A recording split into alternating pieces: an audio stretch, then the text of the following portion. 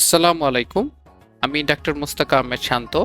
আজ আমরা যাচ্ছি দুশানবের ঐতিহ্যবাহী স্থাপত্য ইমাম আবু হানিফা ক্যাথেড্রাল মসজিদে। আপনারা দেখতে পাচ্ছেন এটার পাশেই একটা মাদ্রাসা আছে।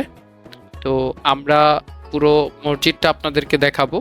দেখানোর জন্য আমরা আজকে মসজিদে যাচ্ছি। মসজিদে আমরা জুমার নামাজ পড়তে গিয়েছিলাম। তো আপনারা মসজিদটা আমার সামনে দেখতে পাচ্ছেন। আমরা এই ফুল মসজিদটা ঘুরে আজকে আপনাদেরকে দেখানোর চেষ্টা করব। এই মসজিদের স্থাপত্যকলা থেকে শুরু করে সকল কিছু তাজিক স্থাপত্যকলায় তৈরি। তো এই মসজিদ সম্পর্কে চলেন আমাদের সাথে যাই, আমরা ফুল বিস্তারিত জানানোর চেষ্টা করব আপনাদেরকে। চলেন আমাদের সাথে আমরা ফুল মসজিদটা ঘুরে দেখি।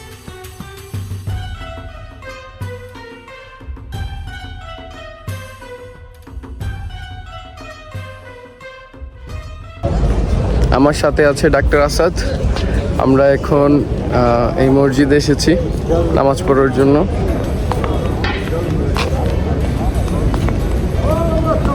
বিশাল বড় মসজিদ।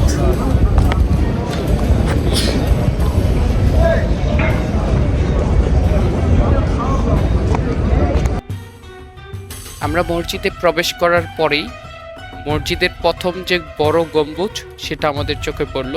এখানের প্রত্যেকটা দেয়াল মার্বেল কার্যে কারুকার্জিত এবং তাজিক স্থাপত্যকলার বিভিন্ন ক্যালিগ্রাফি দেয়ালে দেয়া আছে। তো এটা একটা বিশাল বড় একটা গম্বুজ।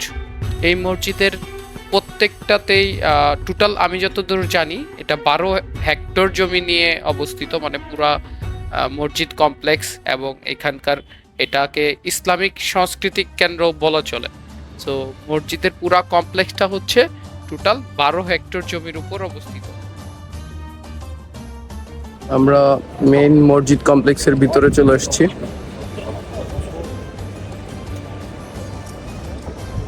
এটার ভিতরে হচ্ছে অনেকগুলো অংশ, মানে চারপাশেই মসজিদের অংশ। আপনাদেরকে ভিডিওতে ঘুরিয়ে ঘুরিয়ে দেখাবো। এই মসজিদে একসাথে নামাজ আদায় করতে পারে প্রায় 1,20,000 থেকে 1,30,000 মুসল্লি। এটা এত বড় মসজিদ, আপনারা হয়তো দেখতে পাচ্ছেন আমি যে অংশটাতে দাঁড়িয়ে আছি এটা একটা ছোট অংশ। এর ভিতরের অংশে বিশাল বড় একটা জায়গা বা বড় একটা স্পেস ভিতরে রয়েছে। আপনারা এটার সিলিং এবং দেয়ালের কারুকার্যগুলো দেখতে পাচ্ছেন। এটা একটা অংশ আমি যেটা দেখাচ্ছি, এর ভিতরে আরেকটা অংশ আপনারা সামনে দেখতে পারবেন। এটা যে ছোট অংশটাতে আছে এটাতে সব সময় নামাজ আদায় হয়। ভিতরের বড় অংশ যেটাতে আমি এখন যাচ্ছি এই অংশটাতে আপনার শুধুমাত্র জুমার নামাজের সময় এই ভিতরের অংশটা খোলা হয়। এখানে কোরআন পড়ার জন্য ব্যবস্থা আছে। তো ভিতরে আপনারা দেখতে পাচ্ছেন যে আমার কিছু তাজিক ফ্রেন্ডের সাথে দেখা হয়েছিল।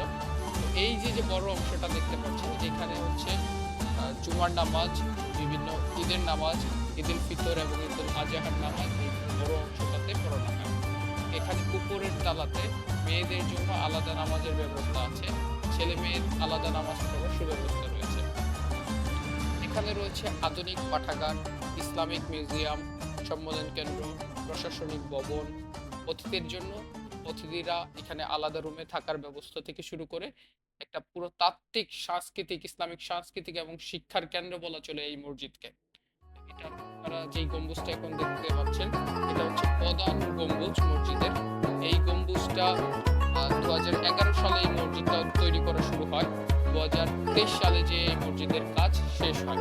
এটা সবথেকে মিনারের পাশাপাশি রয়েছে এই মসজিদে আরো 4টি বিশাল মিনার, প্রত্যেকটার উচ্চতা 75 মিটারের বেশি। এবং এই মসজিদটার স্থাপত্যের দিক থেকে পাথরের কারুকাজ, রঙিন টাইলস এবং ইসলামিক ক্যালিগ্রাফি এবং জারবাতির একটা সংমিশ্রণ করে তারা হচ্ছে তাজিক ঐতিহ্যের ছোঁয়া দেওয়ার চেষ্টা করেছে।